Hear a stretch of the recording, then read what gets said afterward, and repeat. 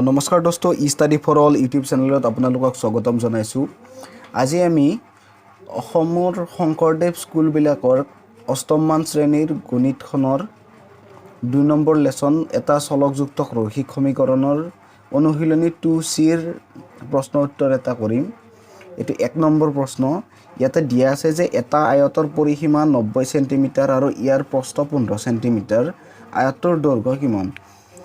ইয়াৰ পৰা আমি প্ৰথমে আমি ধৰি ল'ব লাগিব যে ইয়াতে ওলাব দিছে যে আয়তৰ দৈৰ্ঘ্য কিমান। ধৰি ল'ব লাগিব ধৰা হ'ল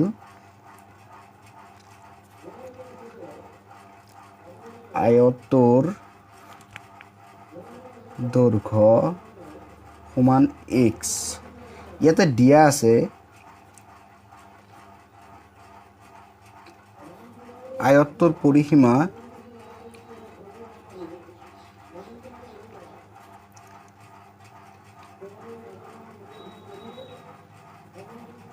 সমান 90 সেন্টিমিটাৰ আৰু আয়তৰ প্ৰস্থ সমান 15 সেন্টিমিটাৰ। এতিয়া আমি জানো যে এটা আয়ত যদি আমি লওঁ ইয়াৰ পৰিসীমাৰ সূত্ৰটো হৈছে যে ধৰা হ'ল A B C D এটা আয়ত। ইয়াৰে বিপৰীত বাহু দুটাৰ A দৈৰ্ঘ্যটো আয়তৰ দৈৰ্ঘ্য হৈছে A আৰু প্ৰস্থ হ'ল B। ইয়াৰে যদি আমি দৈৰ্ঘ্য আৰু প্ৰস্থ A আৰু B বুলি ধৰি লওঁ, ইয়াৰে পৰিসীমা হ'ব 2 পূৰণ A প্লাছ B। ইয়াৰে A আৰু B টো দৈৰ্ঘ্য বুলি A টো দৈৰ্ঘ্য B টো প্ৰস্থ বুলি ধৰি লোৱা হৈছে। ইয়াৰে আমি দৈৰ্ঘ্যটো ধৰি লৈছোঁ x আৰু প্ৰস্থটো দিয়া আছে আৰু পৰিসীমাটো দিয়া আছে।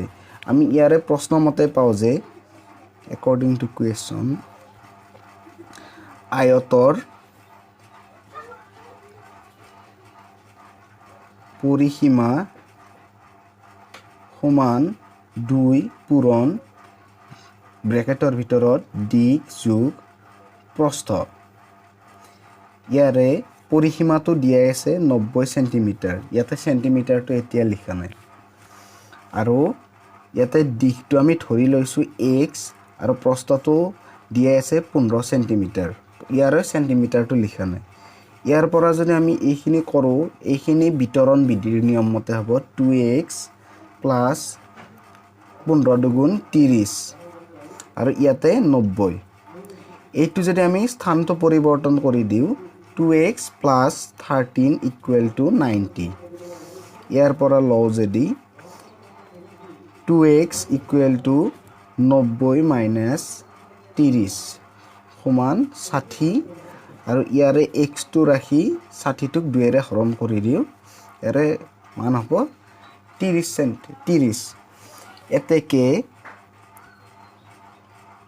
নিৰ্ণয়